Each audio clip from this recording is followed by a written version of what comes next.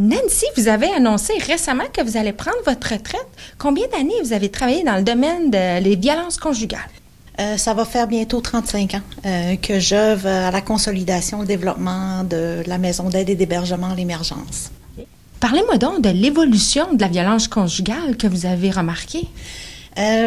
Ce qui est le plus remarquable, c'est l'ensemble des mesures structurantes qui ont été mises en place pour mieux accompagner en toute sécurité les femmes qui subissent des violences conjugales ainsi que leurs enfants et également venir en aide aux auteurs de violences conjugales. Donc, si on recule il y a 30 ans, le réseau des maisons d'aide et d'hébergement, par exemple, n'était pas développé aussi consolidé qu'il l'est aujourd'hui.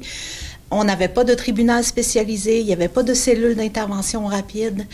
Donc, ce sont toutes des mesures qui sont venues en appui à la cause, mais il demeure que nombre de travail est encore sur la table pour l'avenir. Si on retourne en arrière, au début de l'émergence, il y avait combien d'employés à comparer aujourd'hui? En fait, si on retourne en 1990, après avoir ouvert une première ressource d'aide et d'hébergement qui était financée via un financement ponctuel, on n'est demeuré que 2 seuls employés. Donc, si je retourne 35 ans en arrière, l'émergence a débuté avec un budget de plus ou moins 3 000 $, une employée à demi-temps et quelques fiches dans une boîte de carton.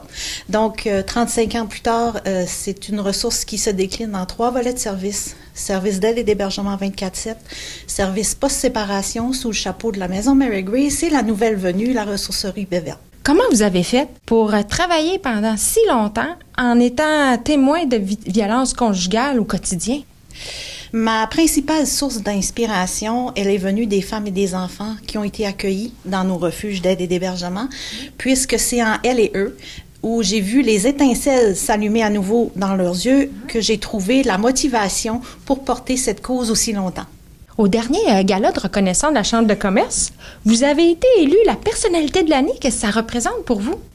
C'est une reconnaissance qui va droit au cœur, évidemment, et pour moi, c'est d'envoyer un message fort et puissant à la communauté que le milieu des affaires est en arrière de la cause, en arrière de la lutte contre les violences conjugales. Donc, c'est aussi envoyer un message fort et puissant à toutes ces femmes qui subissent des violences conjugales et à leurs enfants et aux auteurs de violences conjugales qu'ici, dans la baie des Chaleurs, on se préoccupe des victimes, on se préoccupe des auteurs de violences conjugales et même le milieu des affaires est présent au rendez-vous. Oui, mais justement, vous avez reçu un don de la firme Raymond Chabot Grant Thornton de 12 000 $. Ça sert à quoi, ça? D'abord, je tiens à saluer cette initiative de l'équipe de Raymond Chabot Grant Thornton et ces 12 000 $ qui ont été consentis à plusieurs maisons d'aide et d'hébergement en Gaspésie et dans le Bas-Saint-Laurent. En fait, ça va réellement permettre de pouvoir répondre aux besoins essentiels des femmes et des enfants lors de leur accueil en hébergement, que ce soit dans un contexte de crise 24/7 ou dans un contexte post-séparation après la rupture.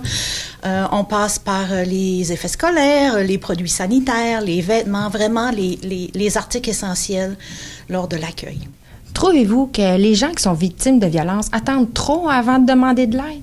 Ce qui importe, c'est de choisir le moment opportun et le moment où la femme se sent en sécurité pour quitter la relation violente. Il y a des mesures qui doivent se mettre en place justement pour assurer cette sécurité-là. Et le plus important, lorsqu'on intervient ou accompagne une femme qui subit des violences conjugales ou des violences conjugales post-séparation, c'est le respect du rythme. Parce qu'elle seule peut savoir à quel moment elle peut quitter en sécurité la situation de violence qui perdure souvent depuis des années, voire des mois. Avec une retraite bien méritée, avez-vous des petits projets pour le futur? Je vous dirais qu'il y a évidemment étant une personne de défi, ce que j'ai travaillé finalement les 35 dernières années. J'ai des défis sur la table de travail que je pourrais préciser là, dans un avenir approché, mais il y a notamment l'investissement dans l'entreprise familiale avec mon conjoint et mon fils, donc qui aspirent à prendre la relève de l'entreprise familiale. Je vais m'investir avec eux et j'ai également quelques projets connexes sur la table. Je vous remercie beaucoup. Je vous remercie infiniment pour l'entrevue.